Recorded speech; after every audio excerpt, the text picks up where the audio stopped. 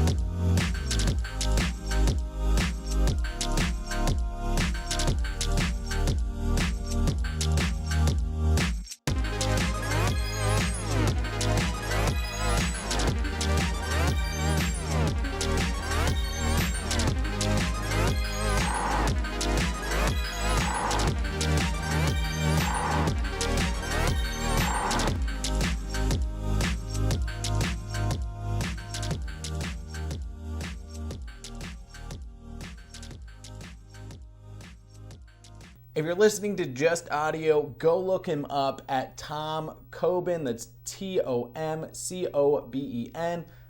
Or just, go look him up now. Anyway, so today we've got a great episode. I hope y'all are excited. I mean, there's just so much knowledge bombs. I mean, I've seen this guy's work for years. I hope you guys are excited for this episode because it's a good one. So hold on to your seats because they're about to go flying. Because you're going to be so excited that your excitement lifts because excitement is lighter than air.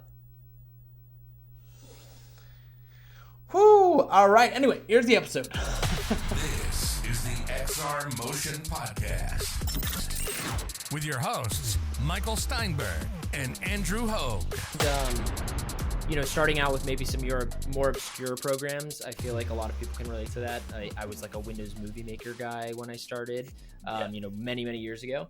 But at a certain point, you transitioned to Cinema 4D. Can you tell us a little bit about, what prompted the transition, how you got to learning, and sort of how you built your foundation that you're working in today? Yeah, absolutely. So I went to Lawrence University in Wisconsin. I was an environmental studies major there. And we didn't, at the time, Lawrence didn't really have much of a film-specific department. They had a bit of film studies, but not really production kind of side. It was sort of being built up at that time. So by the time I was a junior, senior, we had a bit of those classes kind of coming out. So I had started taking some of these film studies and sort of these, I had these classes called digital processes, which was kind of just general kind of digital art, including photography and some general other stuff, but they weren't super production based. They were still kind of more theoretical and kind of, I was kind of looking to have some kind of, get my hands dirty and learn some actual software and get really into it. So I sort of took that upon myself then and started using Cinema 4D kind of personally and just kind of to learn it. And I followed a bunch of great tutorials that were out, 10 years ago or longer. Anyway, so I started using that. I had an incredible sculpture professor that I had taken an intro class with my junior year, and then senior year I wanted to take sculpture too. But he was super chill because I asked him, instead of just doing the normal sculpture process, could I basically use that time as an opportunity to teach myself Cinema 4D and do my sculptures in 3D, which I would then camera track into spots on campus.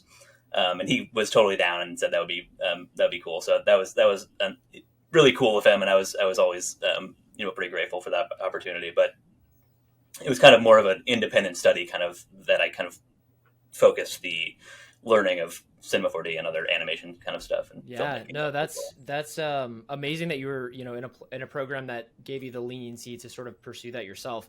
You mentioned, you know, camera tracking, which kind of gets into the world of VFX, which sort of got me thinking, you know, we learned how you kind of, you started experimenting with, but what are your influences? What, you know, everyone has their sort of, I saw this movie and I saw this shot, or, you know, you kind of watch breakdowns and you're like, oh man, that's definitely something I would love to do as a career. What, you know, where's the convergence of all these things for you in terms of why you pursued this? What draws you to VFX, compositing, animation, 3D? I mean, you kind of do have the breadth of it, but what is sort of the pull for you? I mean, there's a huge amount of influence, as I say, but if I had to pick one as like my main one, it's watching the Lord of the Rings behind the scenes documentaries when I was a 13-year-old boy. I think like I watched, you know, all of the behind the scenes post-production diaries or whatever, and there was like, which there were hours, I mean, hours and hours and hours of, which thank God they did it, because I agree with you 100%. It's an amazing, it's like OG, before BTS went viral on Instagram or Twitter or anything, that is the original, like, get the DVD bonus features and you're gonna really enjoy just like digging through how they managed to make Helm's Deep and massive crowd simulations. It was wild. It was incredible. Yeah. Watching like, when they developed like the massive thing and all that stuff was great. But yeah, no, all that stuff. I mean, when I first started watching it, I was definitely kind of more thinking of it as like, ooh, I want to make movies. But also like watching all like the VFX behind the scenes stuff was just incredible. For sure. And I mean, at that time too, the crazy thing to, you know, one, I would say, I think Lord of the Rings holds up in terms of a trilogy. I watch it pretty much every year with my fiance. We're like, it's a once a year thing for us, just because I'm so in love with the books and all of it. But the other thing is, to me, it's always a lesson of going back. I remember the moment that you kind of have this realization that if you can manage things in production that will make post-production look better, it's worth, you know, lighting a scene, knowing that you're going to put a CG light source in, you know, that sells realism. And so much of what Peter Jackson did with that trilogy, I feel like, was a perfect blend of practical and computer generated effects. Just made it all, you know, as much of the budget went to computer generated stuff, I feel like an equal amount went to hair and makeup and like developing prosthetics for orcs and like doing the, you know, the full VFX makeup treatment for a lot of stuff. I mean, it's so good. Totally. I feel like it like was made at exactly the right time too, for like how well it holds up, just because it was made at like kind of the peak of like practical effects at that time, you know, like it was, you know, where it would be. I mean, all of the prosthetics, I actually did have a Lord of the Rings watch party where I watched all 3 movies last weekend. So nice. So it's like top of mind. You're like, I'm here. Yeah. So I've been thinking about it a lot and just like watching, like, you know, just seeing all the incredible prosthetics and all that stuff. And lest we forget, I mean, that was Andy Serkis's, that, you know, his performance of Gollum, that is like maybe the first motion capture performance that we can point to where that level of expression that was sort of generally missing from that kind of process was totally there. You know, I mean, the voice, the movement, for all of it to work in tandem, it's incredible to watch. So I hear you on that being a main source of inspiration. It's really hard to watch those and not be like, how would I make Gollum if I were to do it, you know, today? Right. Yeah, no, totally.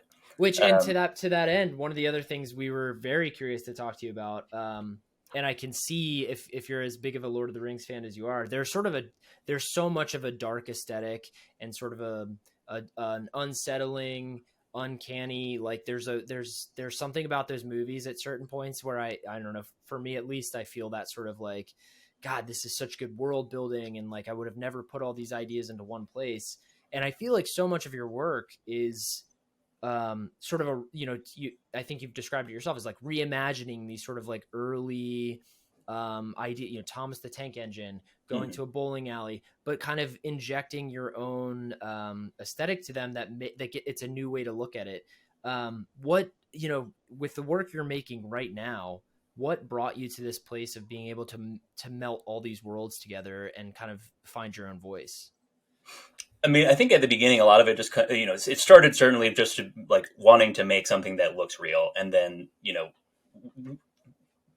there was a lot of obviously steps that come before that, just trying to figure out like working with the software and trying to get, Sure. things to look accurate and stuff. But then realizing that once you get to that place, you can actually push it a lot farther from just like replicating reality and make something like way cooler.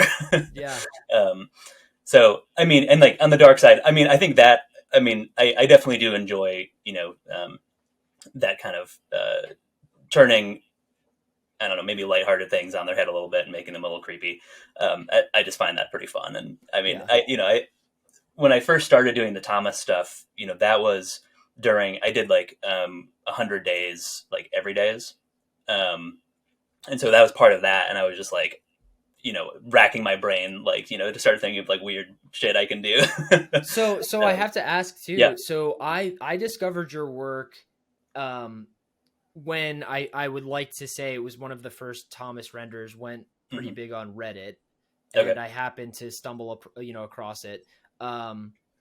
Was that before or after? Because there's another Reddit subreddit that kind of comes across my radar all the time, which is the like I'm sorry John. Where it's and so was that pre or post? Because I feel like I discovered both at the same time, and I'm not sure if which informed the other kind of thing. I'm sorry, John definitely came first because I've definitely seen that before I had done the Thomas Sure. stuff, and that was definitely a source of inspiration. I actually had forgotten about that, but that's definitely a source of inspiration. Yeah. But I mean, you've expanded it beyond the universe of one, one sort of subject matter. Whereas I'm sorry, John is just all Garfield all the time, right? Which I love. Yeah, it's so funny. I don't know. It's great. And was your Thomas series, maybe was that where? And I have to ask just because I found you sort of through that. Was there traction before? Did you feel like you were, was it one of those things where you felt like you sort of struck gold in terms of concept and execution and being able to reach a broader audience? It did. It definitely helped me reach a much broader audience. I had a few other videos that had gone kind of viral before that. Sure. Specifically the bowling robot. Yeah, I remember that one. That I remember sharing that around. Which was a lot of fun. That was also part of the 100 days kind of thing that I was doing. But that one went crazy. You got I think it was 20 million views on Twitter or something. And then Will Smith posted it. So it was just it's everywhere. Will Smith. Yeah. Damn, dude. What? So the other, and I guess the other, I mean, as someone who found your work maybe later than the bowling piece, which now I feel like, oh my God, I'm not hip at all. I should have seen that one. But that's what's crazy is that those two pieces, I mean, now knowing your broader body of work and seeing, I don't know if you have a name for the series, but I call, the alleyways, the hallways that are, that now that I'm familiar with the work, it does all make sense in a body of work. But at the time I would have never associated even just in terms of its sort of hard ops modeling, machinery, the bowling piece versus this organic, terrifying, crawler of Thomas the Tank Engine. And would you say that being able to hit both of those styles is a byproduct of doing, 100 days of art every day? Or is it just that you are interested in both those mediums? Well, I guess both. I mean, I do like doing lots of different things. I don't really want to just be doing Thomas videos from now on.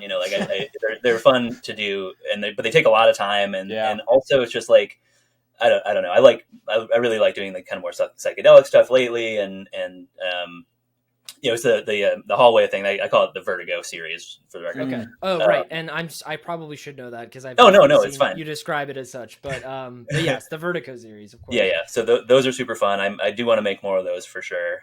I love those, for the record. I think they're so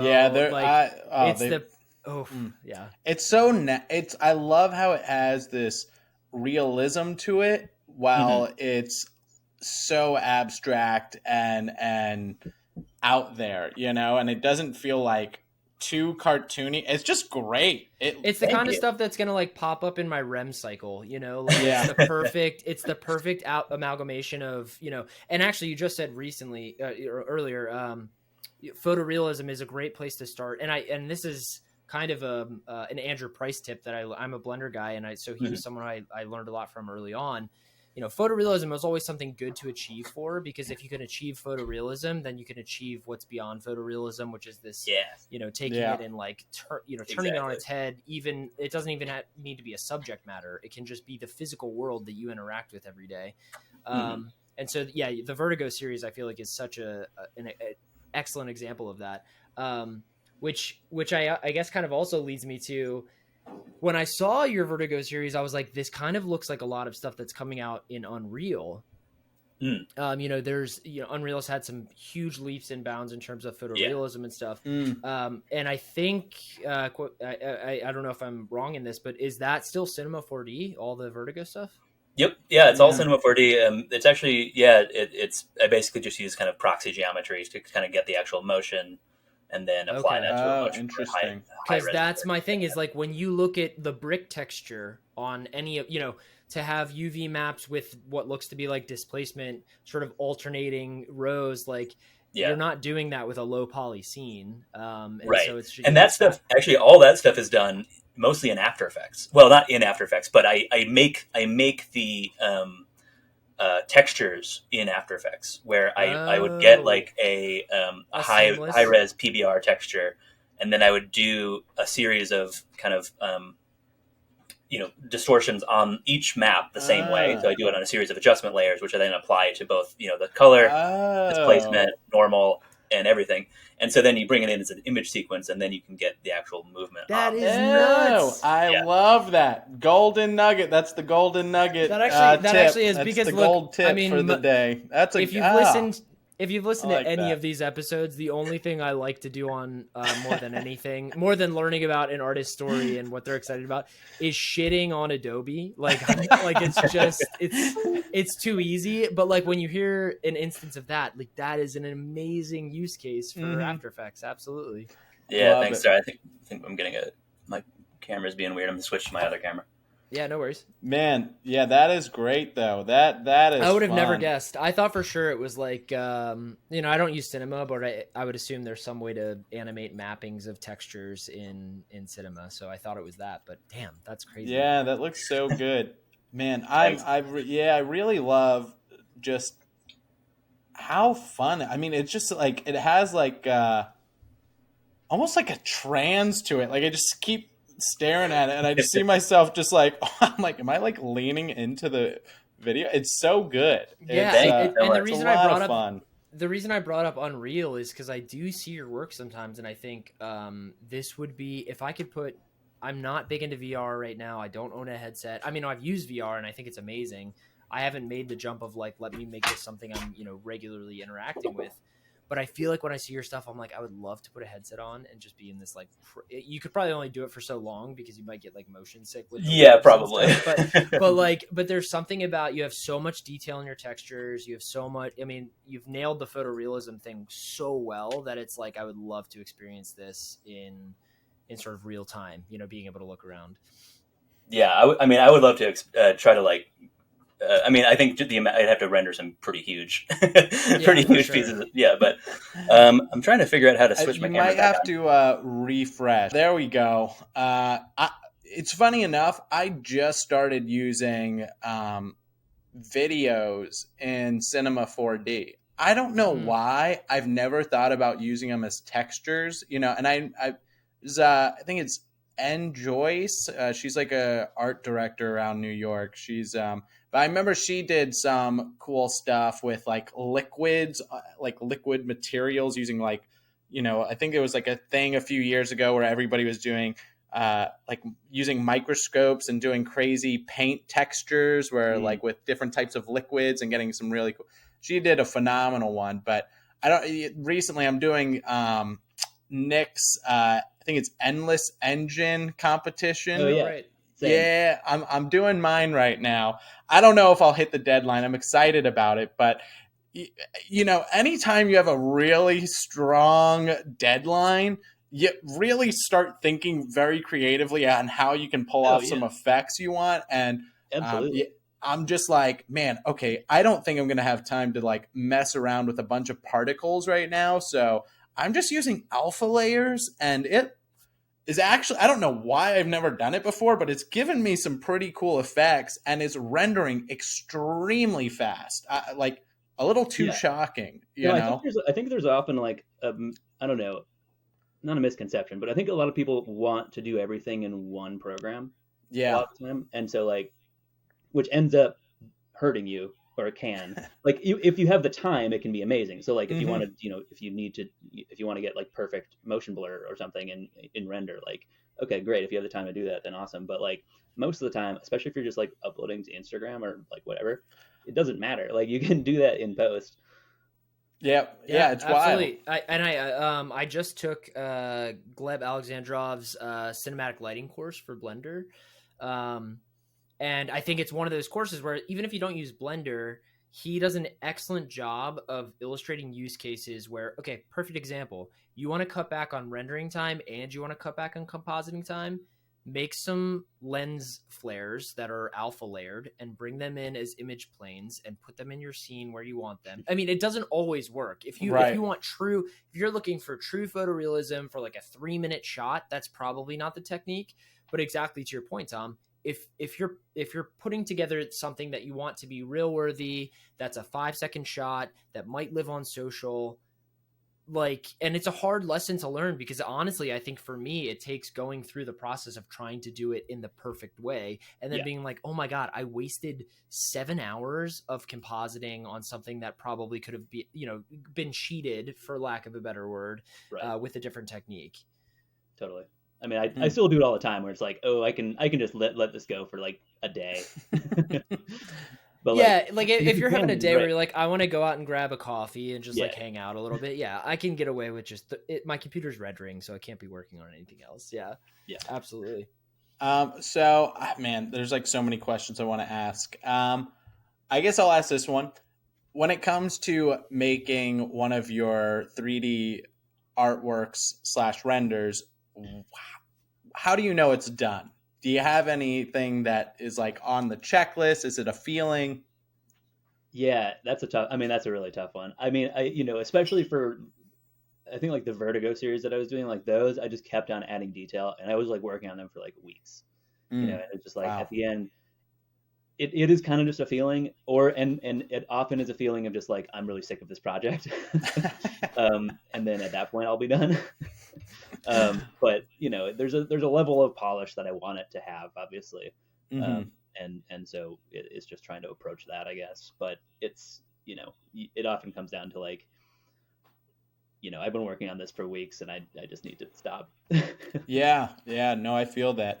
Well, so my next question is it's funny because with your Thomas the Nightmare Engine, you kind of had like, I don't know, I think it was your most popular one. It's a pretty long piece, like, right? It's about 2 minutes long. And how do you go into kind of developing that story out? Is it something where you knew you had a guy running in? Is it something where you kind of maybe just put a few frames together and said, that's the sequence of thought? How did you block that out? So the story with that, I think this is the Engine of Chaos one. So that one, I kind of just did it on the fly, like shot by shot. It's not the way you should probably do it. But I was just like, I figured out the first shot and I was like, okay, what now? And then I just kind of went like, I would block the shots out. And eventually I had like a kind of a story, but it was not pre-planned that well. Like it was kind of just dicking around until I like had something that worked. I was like, by the time he finally caught him, I was like, could I just like add a few more shots in between, or like what could happen after? It's like, nah, this is done. Definitely not the way that I would probably approach it if I was actually doing it for a client. But because it was just my own thing, I was just like, I want to just go completely linearly and not really plan it out and just see what happens. No, that makes sense. How many projects have you had where you are approaching it with basically blank slate, no reference for yourself, because I think there's value in doing like a storyboarded sequence sometimes, but I also think there's definitely value in being like the urgency of the moment. You end up in a point in a timeline and you're like, I need to figure out how to fill the space. Is that something that you challenge yourself with often as a creator, or is that something that, recently you've been doing more of? Or I mean, when I'm working with clients, I do typically prefer them to have kind of I mean, an amount of direction, obviously. Like, I don't really like going into a project with like full creative control, because that's just basically like nothing. Yeah. But I mean, occasionally that's nice. Like, you want to have some amount, but like, I think working within a box helps you creatively, honestly. Like, if you have complete freedom to do, like, just make me a commercial. It's like, no, I'm not like, I don't know. Yeah. Yeah. Well, and to that end, it's like, if a client doesn't know what, the questions I always ask are like, what are you trying to accomplish with this at the very least? Because, if you go into a project and it's like, make me a commercial, it's like, well, make me a commercial about what? What story are you trying to tell? Right. Like, what product are you trying to sell? If you don't give me that up front, you're pretty much asking to find yourself at the back end of a project and they're like, we're not happy with this. 'Cause Yeah. it's like, Yeah, well, no, exactly. It's also like can be no revisions. If you honestly, when I always feel that way, if you're going to give me complete creative control over everything, I do not want revisions. This Right. isn't. Like, yeah, okay. This great. isn't make a What it is. starting point for me to get ideas from. This is Right. I'll make you a piece, and that's what it is, and I'll put effort into it. But right. it's You're getting what interesting. you're getting. Yeah, exactly. Because I Would hate that. It's like Would you say, Tom, that like your creative work deviates from the process you have for your client work in order to sort of find yourself in the spaces you've been working in terms of your personal work? In a sense, I mean, a lot of like the commercial work, especially, I mean, for the last few years anyway, like, it hasn't been as like weird as what I'm mostly making. Yeah. So like, I do, I actually have gotten some clients that want the weird, like I've been approached from a few places that have seen the Thomas stuff and they want like kind of a horror vibe, and I've done a few horror pieces like, to that end. But, I will, when I'm on like a actual job, I will storyboard things and I'll make mood boards and I'll do the whole thing. But, I feel like when I'm working, for myself, usually I will say, I sometimes, like for the Vertigo series, like I'll pull together a lot of reference and do like stuff. If I'm trying to make a specific like alleyway or bathroom, I'll like find a ton of reference and like do all that stuff. But a lot of the time it's a kind of more of an organic kind of process, because I don't have a timeline when I'm working for myself. Right. Which gives you the flexibility to say, I don't need to meet, I don't need to have this stuff prepped for this next client meeting. I don't, there's, I mean, if I don't have to share what I'm thinking to anybody else, I can just do what I want. Yeah. No, I actually find that to be one of the hardest parts about client work for me specifically, is like a lot of clients will want weekly check-ins or, Yeah. And sometimes it's like, look, I didn't really get what I needed from the last meeting because you were still pulling some stuff together. Like, I'm not going to have something I feel confident showing every week. Right. Sometimes I might just even be exploring, in between meetings or something. So yeah, I totally get the concept of, in your personal work, it is nice to just be, free yourself from some of those constraints. I feel like constraining yourself in other ways. I feel like a theme here has been, a box is not necessarily an awful thing to work in. And in some cases, it gives you the ability to find new solutions and I think it helps creativity. I mean, not, obviously not too tight a box, but you want a framework, you want something to work off of, because otherwise, like to the end of your Vertigo series, it's sort of like, if you went into it saying, I want to make everything in Cinema 4D, you might not have perfected the workflow of, oh, well, I actually don't need to waste my, maybe it's more efficient to go into After Effects and animate some textures and then apply them, Yeah, that's something where if you had given yourself a strict constraint of being like, I want to work in one program and one program only, it would have been a shortcoming probably. For sure. So I'm super curious. I mean, like, you're making this like high, unsettling, abstract content that's very cool. And then you have, obviously freelance work, right? And we were just kind of talking about how much of your freelance work is actually kind of more focused on your artistic style being delivered in that work versus it being like, okay, I'm doing a JC Penney commercial and they just want some 3D pants, Oh yeah. Well, so like, this year I did like an Amex commercial, and it's mostly just visual effects and like a lot of cleanup and like mocha kind of painting stuff and whatever. But no, I do. I mean, I have had a number of like great clients. I did it was for Coachella this past year for there was a Black Parade Wow. like My Chemical Romance kind of thing. And really? yeah. Ah! It was My Chemical Romance and Madonna. Can you tell? No, I'm just kidding. I'm a fan. Yeah. Well, it was just a small part of this kind of concert visual basically that was happening in the background, and it was for My Black Parade, and they basically wanted the vertigo effect on like the super long infinite like church corridor that the camera was flying down. So like that was very literally like exactly what I was doing. You know, like so like Just do it with this set piece. Right. They're just like do this like this. I have to ask, was it like actually for the band? No, it was the song. It was like a remix. So it was, Okay, love it. Yeah.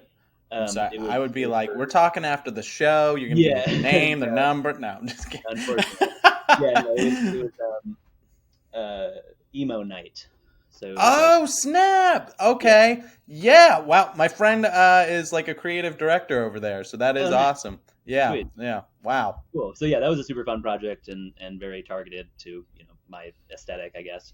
But you're not always working in such sort of like we saw your work, we want you to do exactly that. No, I have a number of clients. I mean, for many years now that I continue doing work for. In fact, my first like 3D job was when I worked at this video production company, and I did accident reconstruction for attorneys. Ooh, That's yeah. fun. Simulation to the max, right? Holy Yeah, shit, I mean, dude. it was so I would work with a forensics guy, and they would give me like data, and actually this year I've started doing that again because from the same client. They just I hadn't heard from them in a while, and then now we're kind of I'd done 3 or 4 of them this year, so that's obviously quite different than what I'm doing, but it's it would do like scene photos and I'd use those to kind of build a 3D scene and then do a car crash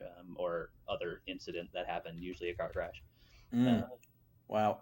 Well, I want to ask, as you being somebody that's hyper creative, how do you balance your work life versus personal work and free time?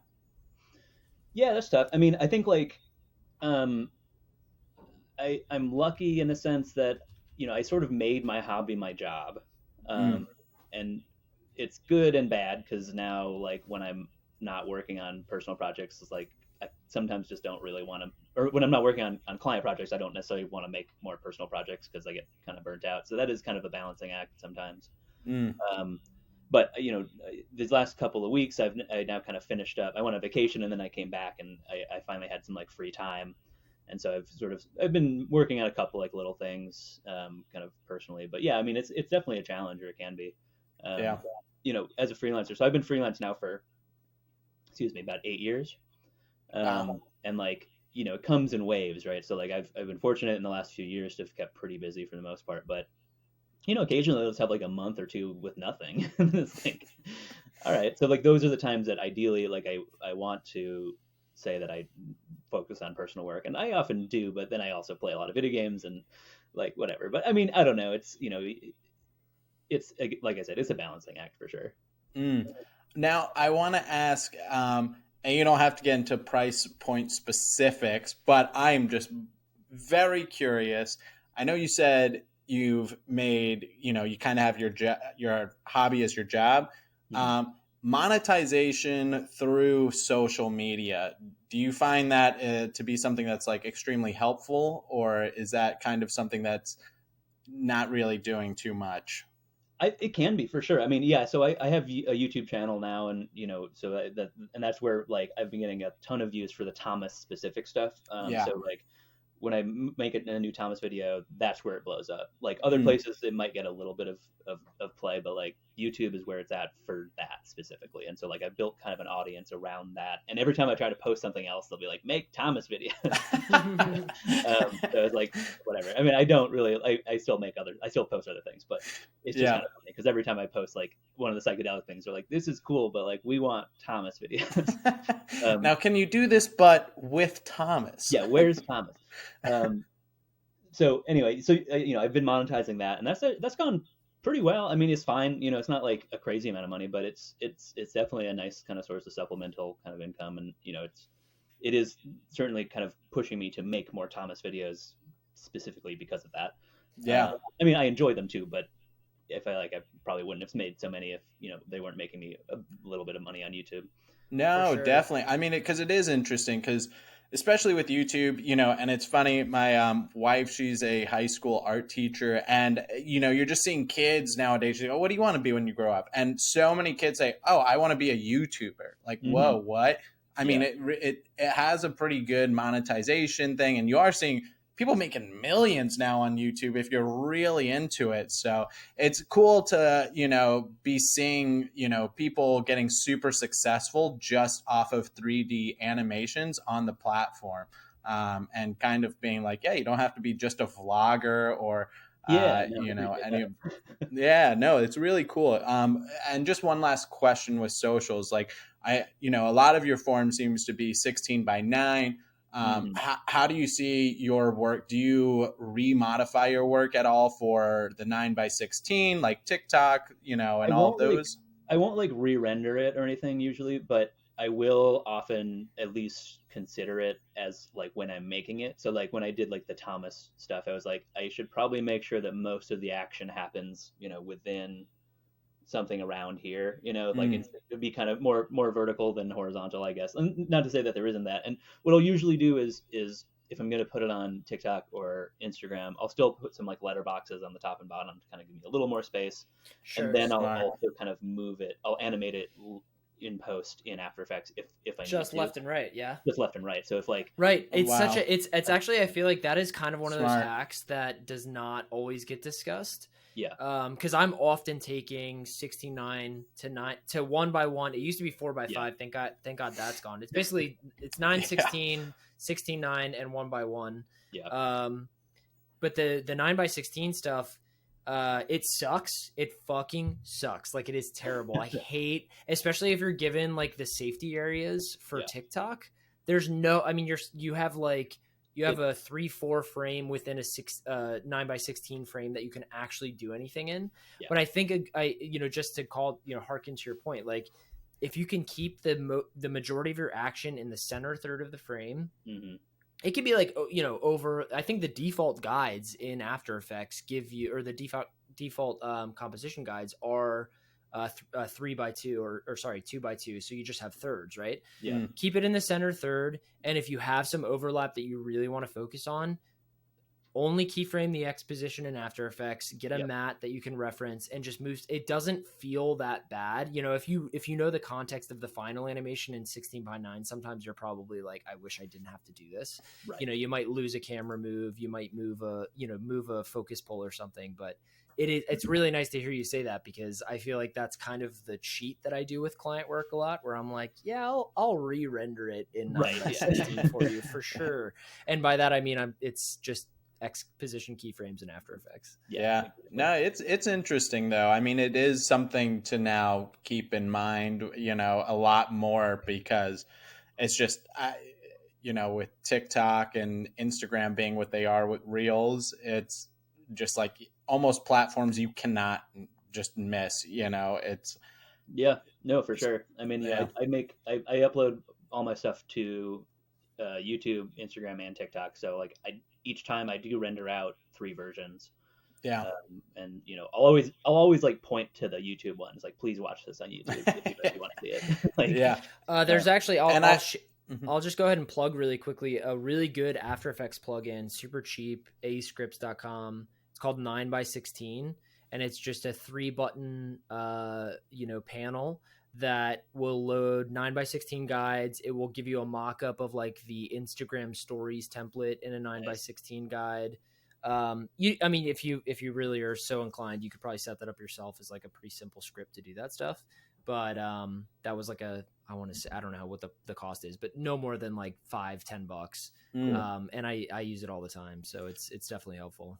Nice. So, I know there's like a similar version of that for Cinema 4D that it's like a plugin from Grayscale Gorilla, I think. I think it's called Social Frame, and I use that for sure. Like, I had a project that just finished recently that I was working on, and they specifically requested renders that were for TikTok. So those ones that was super helpful for that. Nice. So I don't know if we answered this before. I know I was cutting in and out a little bit, but do you use, I'm going to guess, but Octane, is that kind of your, yeah, all right. Yes, sir. Yeah, okay. It's funny. I love Octane so much. I can kind of tell, but it's, some people say it's impossible to tell, but I don't know. Oh no, dude, you can I feel like definitely I tell. can tell. I spend way too much time looking at this stuff to not be able to tell. I don't know. There's just you pick up on little things each engine is stronger at, for sure. For sure. And yeah, that's just what I learned on, it's when I started going freelance, I built my first PC and specifically to get Octane working, as I was like a Mac guy. And then I was like, okay, well, I need to switch because I need to use Octane.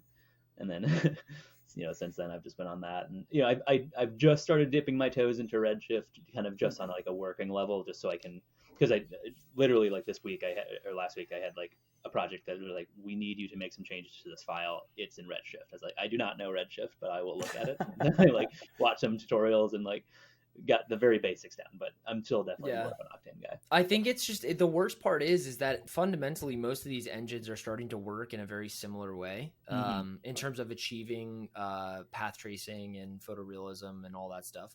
They might calculate light rays slightly differently, but the frustrating part for me is every time I try to pick up another render engine, it's always just learning. It's like learning a new coding language. It's just like, what is the most efficient way to achieve really nice translucency? Like, what are the little tiny hacks to make the render a little faster and a little less noisy? Well, and so, you find yourself niched down in an engine and you're like, I don't want to leave it, because so much of what I find myself, like, I've tried to learn Redshift, right? It's not that I can't do this. It's not that I don't understand the fundamentals of what Redshift is doing. It's that I don't know how to get my input translated, in the best way to that engine. Exactly. And I've developed a workflow. I've made a huge library of materials that I like to use, and it's all for Octane. So it's like, if I were to switch, it would be a pretty big change to my workflow, just because I've built libraries of stuff for Octane that I use all the time. Yeah. So, huge undertaking, actually. And it wasn't even that big when I looked at it. I was surprised because I thought for sure if someone had nailed this process, it would blow up. But so I use Blender, I use Cycles X, and you can get Redshift, you can get Octane, you can run it all within Blender's UI. And so I had a project that I was like, you know what? From what I've heard of Redshift, I think this would be a good scene to test out in a Redshift render. I do not want to rebuild every material I have in the scene for Redshift. And sure enough, someone made like a Cycles X to Redshift material converter, that calls the proper nodes or whatever. And so I was like, I thought for sure it would be this like number. Maybe not a lot of Blender users are using Redshift yet, but those kind of tools where it's like, God, if I could just one click and like have everything translate, to a pretty close approximation, I would absolutely entertain using way more render engines, probably. Totally. So I want to ask, what do you personally feel is the craziest creature you've ever made? I mean, it's got to be Thomas. Like, I don't know. I feel like ding, ding, ding. That's the one that I put the most time in, certainly, and I've had the most fun kind of developing and revising over the years. I've made some other goofy stuff, but like nothing to that level of complexity that actually has like a facial rig and a full skeleton and can actually have some other controls that I kind of built. So like that one, I just put a lot of time into that one. I learned Substance Painter so I could make a better version of it, and like I mean, look at those teeth, right? Like those is that all real geometry? That's not. Oh yeah, that's wild. Yep. Yeah, I love it too when you do the Thomas the Train Engine, when it goes from like all black and it's just the circles, like the eyes. It's so good. I spend a lot of time. I can't remember the scientific name for it, but I looked into the behavior of like cat's eyes basically, and I essentially modeled all of the pieces of an eye so it would actually do that. I ended up having to emphasize it a bit because it wasn't working perfectly, because you would actually have to have like a light going straight at it to reflect back, and then it would just take too long to render. So I ended up putting lights inside the eyes as well. But there's a cornea, there's a lens, there's it's all there.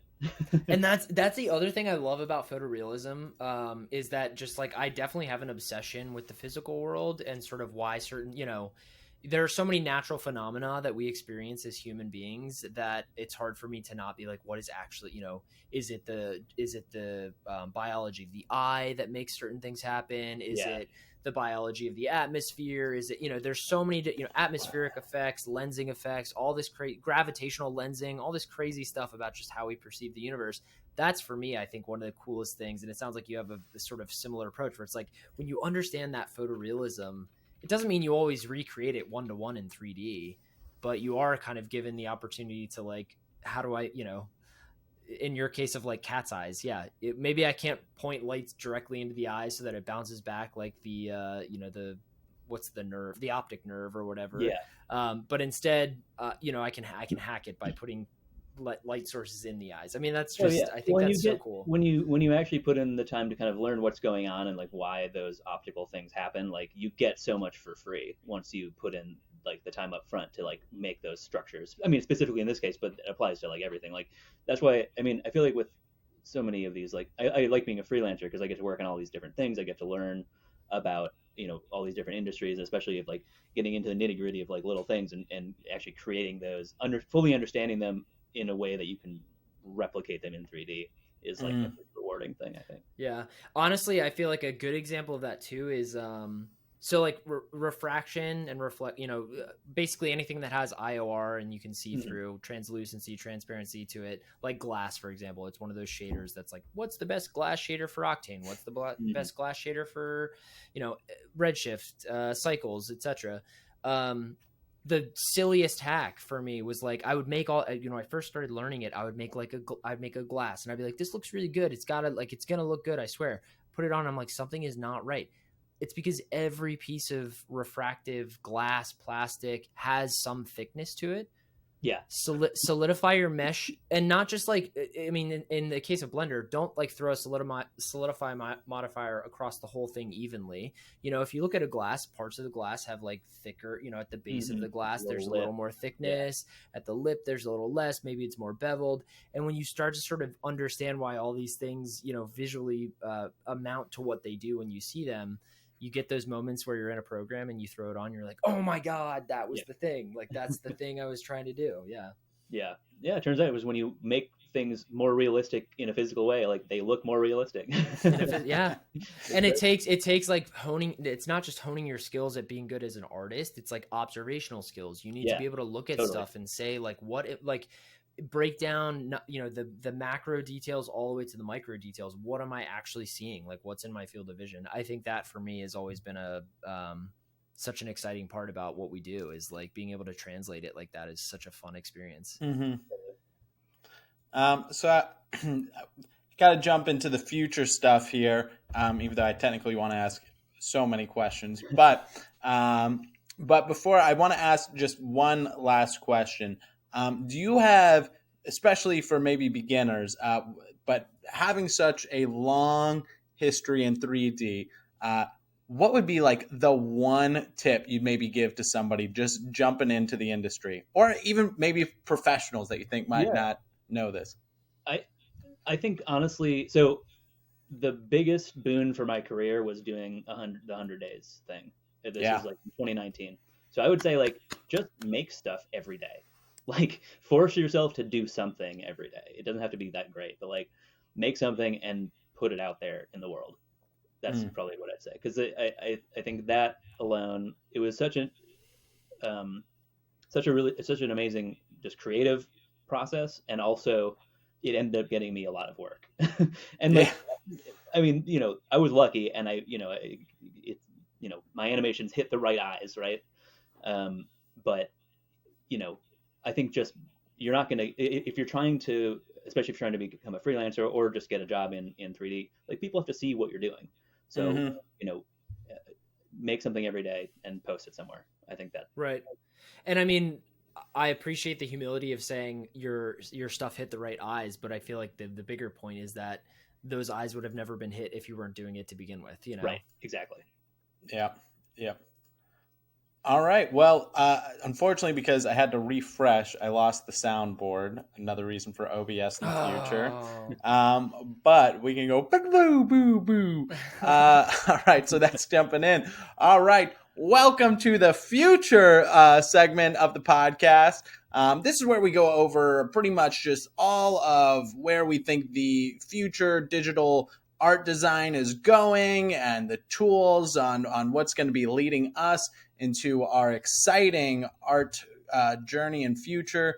So, this is, and there's also no judgment, hate, love, doesn't matter. We're just here together having a good time and sharing ideas. So with that being said, we're going to go ahead and start off with our strong one first. This one's been disrupting the industry.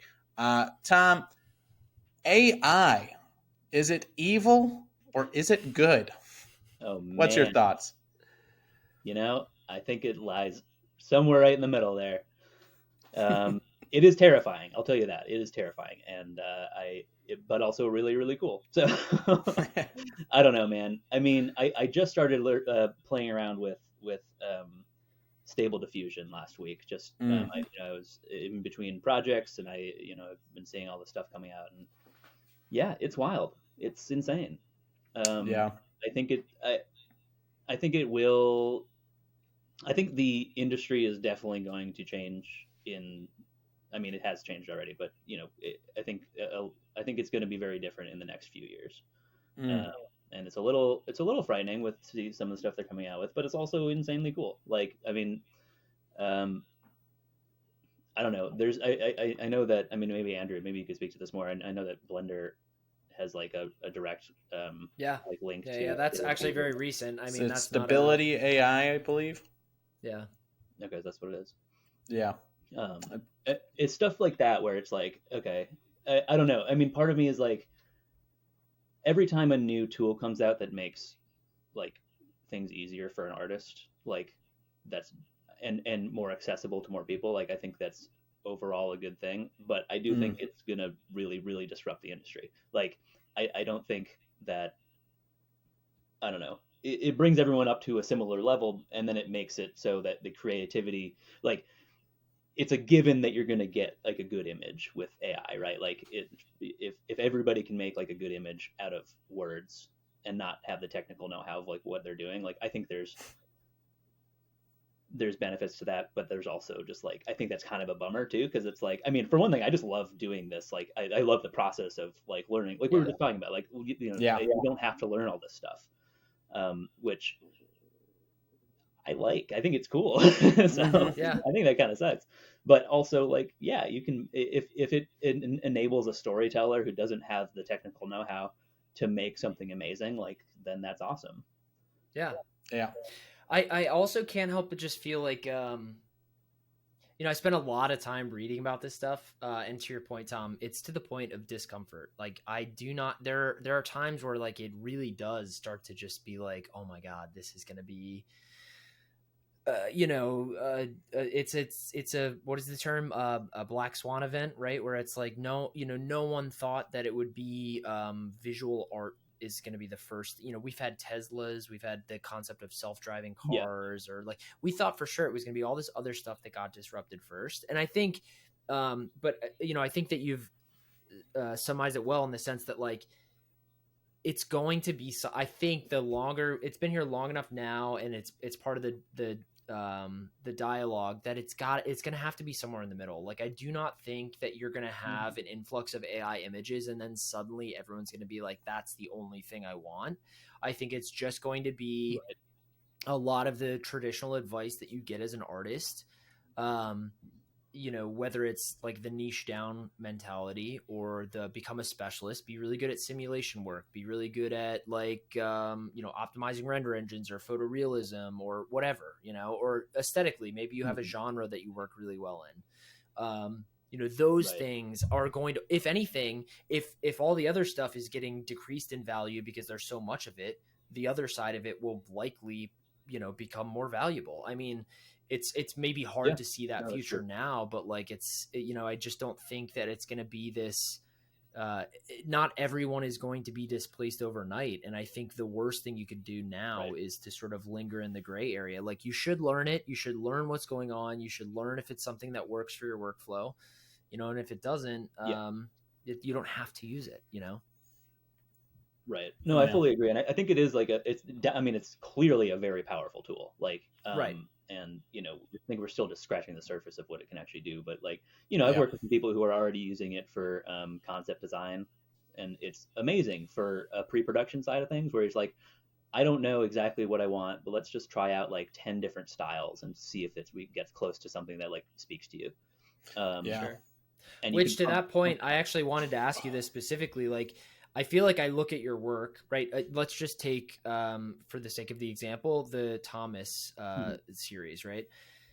To me, AI is really good at matching things that you might not normally have in the same sort of neuron pathway. Like you might not always associate, well, you probably would never associate Thomas the Tank Engine with like pure horror, right? Like those are not two ideas that you have managed to bring those two together in an amazing way. Could you see maybe like some to the point of concept art? Do you think that AI would be useful in maybe extending the universe of, Thomas the Terror kind of thing, or the Vertigo series, for example? Like, do you think that is something that would be a useful tool for you? It doesn't replace you as the, originator of the idea, but can kind of extend that universe a bit. Totally. And for the record, I have tried to see what would happen if I tried to make a Thomas spider through AI, and it doesn't work right now. At least with the prompts that I'm giving it. I mean, to be fair, I don't really know what I'm doing, so like, sure. Who knows? But I mean, totally. Like, I feel like especially in the next few months, like, and given the fact that you can train it on your own data now, like, if I fed it a frame, all the frames that I made of Thomas from every video, like I could probably get something pretty close if I wanted to say like, this is now a different character and he's green and he's like whatever. Like, yeah, I mean, probably.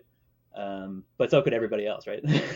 Right. Yeah. And I guess that is sort of the moral conundrum of all this right now, where I think so much of this is, the Corridor Crew video with the anime thing is just sparking this whole conversation of like, okay, so you can't, I don't think 2 years ago, if you told me, can you copyright a style or an aesthetic, I probably would have said no, because I think that like that would have 2 years ago, it wouldn't have worked in the context of how everyone was operating. But now it's kind of like, I mean, damn, dude, people are using artist names as prompts to get a specific result, like all the time, right? I mean, even render engines, like in the style of, like, so we clearly the data is trained to understand what those things mean. Right. So if that's the case and they provide value to the end result, I mean, maybe the conversation needs to be revisited. I don't know. Well, I mean, I know that there are plenty of lawsuits coming, so. Yeah, exactly. Yeah, make as much random generated art as you can, kids. The lawyers are coming. What is it? Was it the big one is Shutter? Is it Shutterstock? Shutterstock. Yeah, that was wild. The case, I've read so much into it. It's very interesting. There's things like, so essentially one of the biggest defenses they have is that Google essentially has gotten so many lawsuits on this, but when they take images from people's website, right? Like if you type in Michael Steinberg, a bunch of my photos are going to populate, right? Mm-hmm. When there's a technology that's so new, they get this, like, it's called Better for Humanity break. And it's like, it's okay. Like, it's good for humanity and it's new technology. So we don't want to like make a decision and it's fine. And everybody seems happy. The general consensus around the world is it's cool. And so it was very interesting, but apparently like Google kind of went through the same thing with search engines. And it's like, people are getting my images offline and I never said they could. I put it in this library or I put it in this museum, and now people are like, can take and copy and paste my image onto their computer. This motherfucker has my image as his desktop on Windows 98. This motherfucker, and so it's an interesting thing. But apparently that kind of laid a big groundwork that they're using right now for that case going forward. Well, and what was the? I think in our Discord channel we had a conversation around the argument that was made. So there was I think a pretty popular case that was recently ruled on that as a collection of, it was the comic book. It was the comic book that was made from all AI images. Looked so like just like Tizan or Zendaya. Right, exactly. Zendaya, yeah. The ruling was that each individual image could not be copyrighted, right? But as a collection or as a curation of work, it could fit the, I don't know copyright law. I'm not a copyright lawyer, but essentially it sounds like there are different ways to apply for copyright. And so some, as a collection or as a curator, you could receive the, it's legible for that kind of copyright protection. But if you were to say, if I ever see this single image posted on another person's website or that's not something that would be upheld. So it's interesting because there's now it's just this intersection of copyright law and AI and artist rights. And what do you agree to when you use Instagram or Shutterstock or fill in the blank? One thing I feel that could be good. I was just talking with somebody. I'm not drinking this year, but I still went to a bar last night and got a wonderful non-alcoholic beer. They're still 0.5% though. So if I have like 20 of them, I can get a little buzz, but I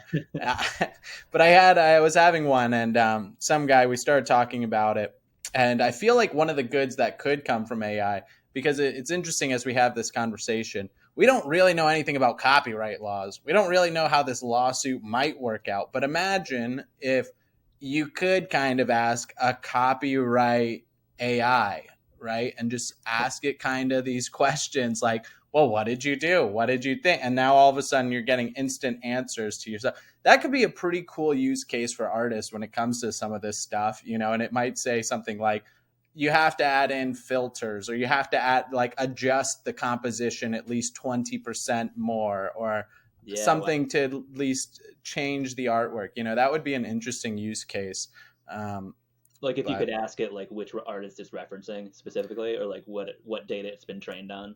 Yeah, all of it, and like the copyright, and it could tell, and it's like, well, I want to post this in a, like a book. And it's like, okay, well, you use 3 images. That's not enough for you to have your own artistic angle on it. Like you're going to need at least 10 more generated images in this sort of content, or with text to go with it, to have your narrative story to break copyright law. I don't know, just something like that could be pretty. No, yeah, I mean, there's definitely case. And in that case, I think that's the thing that's crazy about AI is that like it seems that like the data specific things that are data forward, right? That things that are like, let me ask you a question, can I do this thing? And an AI tells you, yes, you can. I've referenced, it's crazy that like, for example, ChatGPT was not connected to the internet when it dropped. It's like, it's not, these are not things that are happening in real time. So those kind of bots, I'm like, that's kind of what I expected from AI. The image to generation tools like Midjourney and Stable Diffusion and Dolly, those are the ones where, and it's crazy because I think it's almost in a way good that those are what blew up first, because I don't know if you've stumbled across it as much as I have, but the black box conversation is huge, which is like the most worrisome part of AI is that there is so much happening that if you asked the engineers of that AI, why is the AI making those decisions? How did it come to those conclusions? How did it generate that image? There is the gap of what we know it's doing and what we don't know what it's doing is growing so fast that like, how do you take that to copyright court? If you can't say this is what an AI did to make this image, you can't enforce the end result of that image because you don't, it's not just the data it was trained on. It was what data points did it reference within its own model to create this image? Yeah. And how do you go back to each of those data points and say, this artist did copyright this work or this artist didn't? Oh, man. What if we get the copyright AI trainers to copy all the other copyright AI cases? And it can defend itself because it learned the cases. Amazing. Law. It's actually it's funny you say that though, Michael, because I think law is one of the places. I think copywriting, law, SEO, those are the things that are kind of popping up. Is like we'll probably see some pretty crazy AI happening here. So yeah, didn't ChatGPT pass the bar? It did. Woo! Now it's interesting. I was saying, so some people are saying that it's getting kind of answers not as accurate anymore. And this was the kind of the coolest little chart I saw, but it was a a U, imagine that, right? And it was like knowledge going up on the left side, and then on the down plane, it was accuracy of what I want, accuracy. And it said the least knowledge it had, it would almost be more accurate. Maybe not exactly, but it was pretty dang accurate, right? But then the more knowledge it had so many more equations coming into the question that it was sometimes wrong. But even though it's getting wrong, we're training it better. So now it's like experimenting with other options. So then eventually it's going to get better again. So it's like almost has to get worse and give us more wrong answers for us to say, don't do that, do that, to get itself trained to then become better again. And so it's interesting. Like the more data, the worse. Anyway, I thought that was like interesting. I was like, oh, that makes sense, because I have honestly, noticed it's kind of how the human brain works. You know, Yeah. you hit plateaus in learning, and you have to. It's you either know too little or you don't know enough. Yeah. It's very rarely that you know just enough. Yeah, it's interesting. Well, I'm very, there's so much more talk about AI, but there are a few other great conversations to be had. Jumping on to our next topic, and I am curious with you because I don't think I've actually seen anything in this realm, but NFTs, have you done anything in the NFT world? Have you dropped anything? Have you had any buyers? Have you bought any? What's your view on NFTs as a whole? For sure. So I haven't been really up to date on NFTs for about a year. But when they first started in, I guess, like winter of 2021, I guess, I was like part of this like large artist group that we all got together with David Aria. He kind of headed a lot of it. And just like there's a ton of like incredible 3D artists there. There's this just really nice community, just like discovering NFTs basically and like learning about it. And I did end up so the very first Vertigo piece that I had made was part of an NFT like collection for the whole group. So like everyone was doing a distorted reality piece. And so my very first one was as part of that. And so that sold. And then I ended up selling 3 out of the 4 of the Vertigo pieces, just as one of ones. I haven't done any like large scale kind of big pieces, but NFTs are interesting because I think, it's so ripe for scams. Where the parts that I like about NFTs are that it allows artists to make something it validates digital art as an art form in the sense that people are funding people to make digital art. So for an artist who's a freelancer and didn't really consider I didn't really consider what I was doing like art until NFTs really. I knew that they were like I enjoyed it and they were artistic for sure, but digital art at that time before NFTs wasn't really taken seriously as an art form, I guess. Mm-hmm. And I think it is more now that there's value associated with it, which is stupid, but the parts I like about it is like it gives artists a platform to sell and to sell what they're making and to like be I don't know. It's like a little mini renaissance for digital artists, I guess, just to kind of have a patron and make something. But then there's all these huge PFP projects and all this stuff which I just don't follow. There's too much of it. No, absolutely. Yeah, I'm kind of excited about. I've been getting a little bit more into, especially this week, just looking a bit more into blockchain technology, and it's kind of like. I feel like blockchain technology is going to be, and now I'm kind of realizing there's just so many other use cases besides just art, which is, again, it's kind of funny. It's like this massive breakthrough technology is kind of starting in the art world and then it's kind of breaking out into other fields. But with blockchains, it's like, but say for instance, just even doing donations and stuff, you could see art being kind of like attached to that in all aspects and realms. And so I feel like as, tokens are getting sent or as, even I feel like fundraisers, I feel like a lot of times you ask people about why don't you donate more? It's like, oh, they're not even getting the money. You know, imagine if you could trace blockchain to make sure it's going exactly in their hands. Yeah. And you could see a lot more art being kind of like, you know, maybe even a portion of that goes to the artist, and you see like there's like an art coin or something that's labeled with their brand, and each one of those transaction goes a little bit to the artist. That's also pretty cool. Like kind of, I don't know. I've been getting into more of than just the gallery space. I've been thinking like, oh crap, like it really could be for everything, every transaction possible. So I don't know if it's because we asked these two questions back to back, but part of me is like, how great would it have been if we had a file format or we had metadata baked into all the images that you put on the internet, right? Which we didn't even really start talking about that kind of data until big data started getting so profitable, right?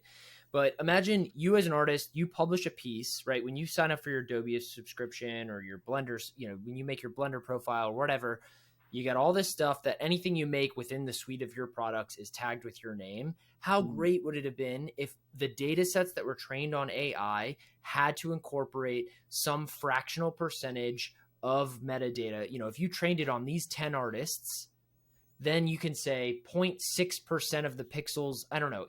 I don't know what it would look like, but that is to me that is democratization, right? Like democratization is not stripping the people who have learned how to use the tools and making it accessible to everyone. And the person that learned how to use them or niche down to a specific style or art direction, they're not losing out on it. It's more just like, yeah, if you want to use the things that I learned, fine, but like I should probably get paid like a little bit for it. If you're going to get paid for what you're making with the tool set, you know, it's just, but the problem is that all of this is happening kind of in many ways backwards, where it's like digital art has a renaissance. Suddenly we're like, oh, digital art, blockchain technology. And we're like, oh, well, actually the AIs that we're building right now are being trained on like 15 years of data that, you know, that none of this stuff existed for. So we're going to, once again, on the technology side of things, we're going to be playing catch up. It's going to be this constant chasing the sort of like, we're going to fix one thing and realize we missed another. And I just hope that, you know, as quickly as the AI stuff is happening, that we can kind of sort out that side of things too, because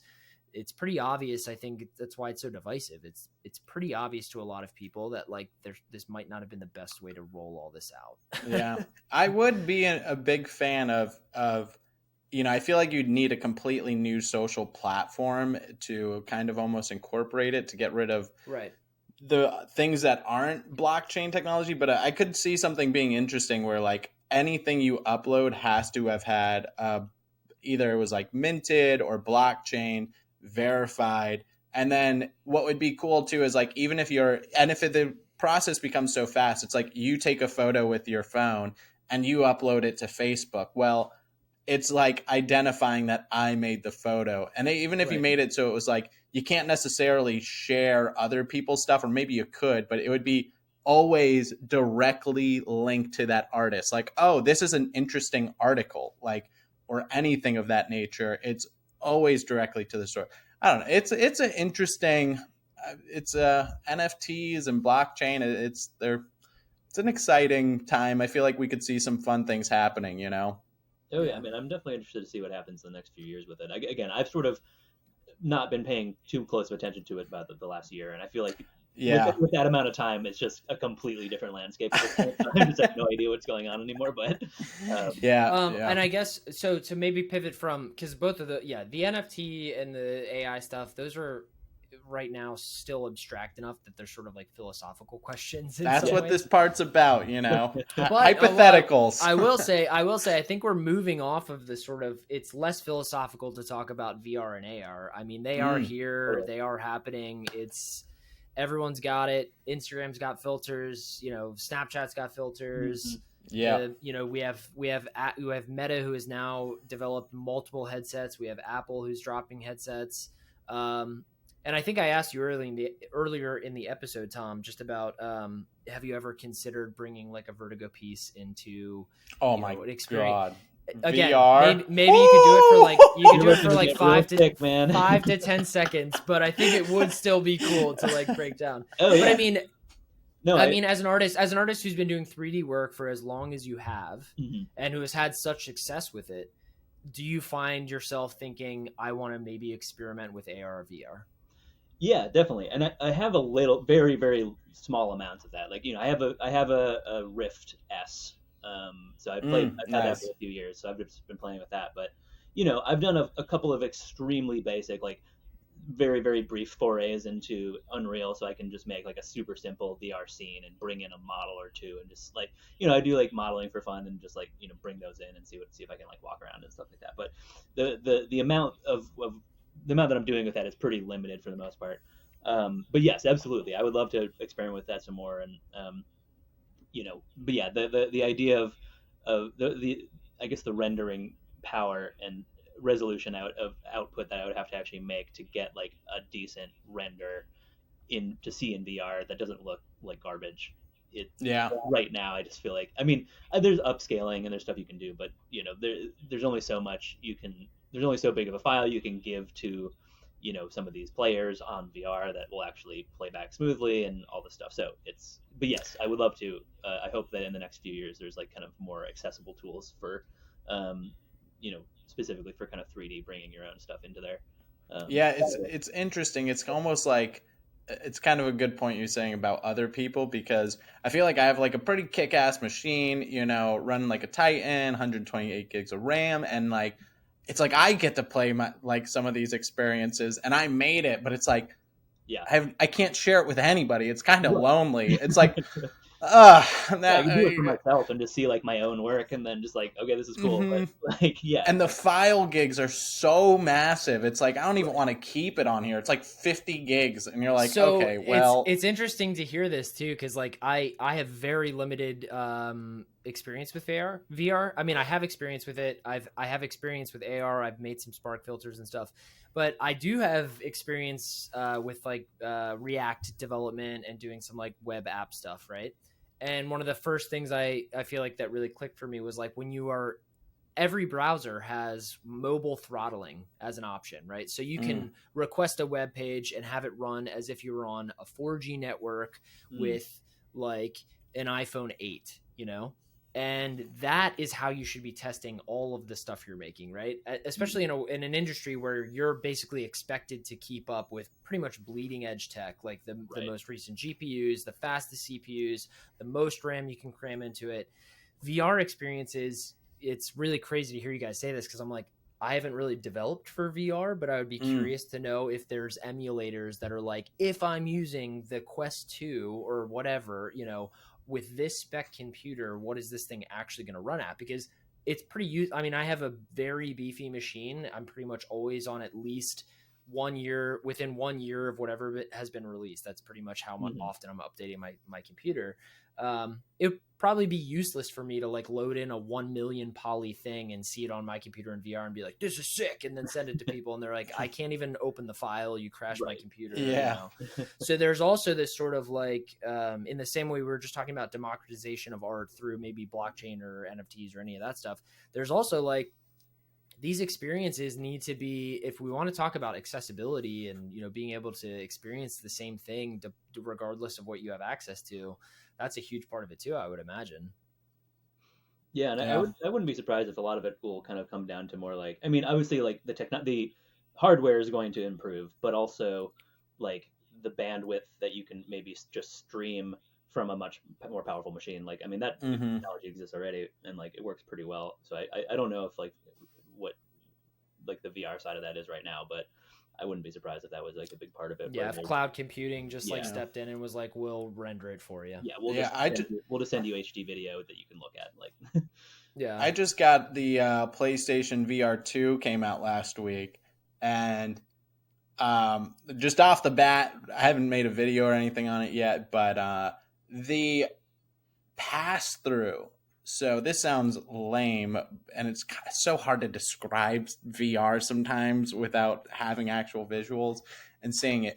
But even though it was in black and white, I could see through it as like an AR experience. And to photo map my room, you didn't have to, with the Quest, you kind of draw, and, same with the Index. But with the PlayStation, you just look and you see the entire room glow as it starts tracing everything you start to look at. And it also has eye tracking. So like it's trippy. It's like you're looking at like 4 options, and then you just look at it, and you don't even move your controller, and it's just like blink, and you're just like, oh, I can't. It's like whatever I'm looking at, it knows what I'm looking at. There are some cool things. Sorry, I got a little sidetracked there, but it's going back to the power statement. It was a very interesting feeling to see a something where lots of people can use. It was almost like a first mainstream headset that could support AAA games. Because prior to that, it was the Quest 2, and that thing can't even run like Minecraft. I mean, it can. It's good, but as a standalone, it wasn't very good. But to have an actual VR headset operating on a pretty beefy machine, the PS5 isn't any joke. It can run Unreal Engine 5, the Matrix game, and being on that high caliber at an at-home kind of headset for just a common user, it's kind of exciting. Like I could see it really making a big splash. Like it's not immediate now, but I feel like in a few months or a year, you're going to get a lot more indie developers being really excited about what they can create on this machine. So I feel like AAA VR games might be coming back, which is exciting. I hope you're right. I mean, I haven't been playing a ton of VR lately, but I had, a very solid Beat Saber kick, when I first got it. And this game, Hot Dogs, Horseshoes, and Hand Grenades is very fun, and a bunch of other ones. But yeah, no, it's like there's really not. I feel like there's kind of a lack of good games that have come out recently. Like some stuff, like I guess like it's interesting that sentiment coincides with the fact that everyone is about to release new tech, where it's sort of like it would make sense that there's a lull. It's like it's the same thing with console gaming where you meet the upper threshold of the hardware you have, and you're sort of like, well, the stuff we want to do we can't do until we have a new technology to build on. So I'm excited about, I don't know, I just want, sorry, I just got it, so I'm talking about it. But I just want, if Sony's CEO is listening, goddammit, please, I just want VR chat on the PlayStation VR 2. Like I have my Index, I can do it in here, but it's just, my wife, I would love for us both to be able to jump on at the same time. It's just like, put that game on there. It's open source. It's awesome. Super creative. That'd be great. If you're listening, CEO. Yeah, keep an ear out, Sony. Yeah. And I think to that end, I mean, we're pretty close here. I guess I also wanted to just open up the other part of the future segment, kind of back to you, Tom, is just, what are you working on now? Do you have any projects coming up? Do you have anything that people should be looking out for if they're following your work that's going to drop here in the next few months? So I'm not working on any crazy things right now. I definitely want to. I will be making plenty more kind of weird, trippy stuff for sure. I mean, that'll be coming out. I've been wanting to kind of get back into just making more things. Like I was saying before, like it was one of the best things for my career, and I kind of just wanted. I don't know if I can handle doing 100 days again, just because I wasn't working at that time. Right. But I do anticipate hopefully being able to at least put out some more, maybe not daily, but kind of more steady, smaller animations probably. And I'm sure I'll make another Thomas at some point, so that'll be coming down the pipe at some point. Awesome. Yeah, we're looking forward to it. And I also will just say I really appreciate hearing from you, like someone who, as an artist that I look up to and think like, wow, I would love to accomplish what you've accomplished. It's really nice to hear you sort of being honest about burnout is real, right? And like you can do 100 days, but you can't do 500 days. Like you might be, maybe you can. And if you can, that's amazing. I just think that a lot of the content that I see around our industry can be very big on like, you got to do stuff all the time. Like if you're not doing it all the time, you're not doing it. For me, getting in the, I've also been in the industry for about 10, 11 years now. You get to a point where you're like, dude, sometimes the best thing you can do is nothing at all. Like, go out and observe. You just said you got back from, you just got back from vacation, right? Yeah. Take some time. Exactly. It's necessary. And like, there are just times where like, I just need to just not think about it at all for a couple of weeks, and then I'll be rearing to go. Especially with that kind of thing, I feel like a lot of the time inspiration hits in weird times. So like, especially if you haven't made something for a while, or if you have to put yourself into new situations. So like, I'll think of things on vacation, or if I'm going on a hike, or like walking around, even just anything. Like, inspiration can come kind of from anywhere. So, just go do cool things, I guess. Yeah. Well, I feel like I speak for Michael as well. We are very excited to see what you have coming, and I'm glad that you've had some time to like refresh a little bit, and we're looking forward to seeing what you come down with. Thanks so much.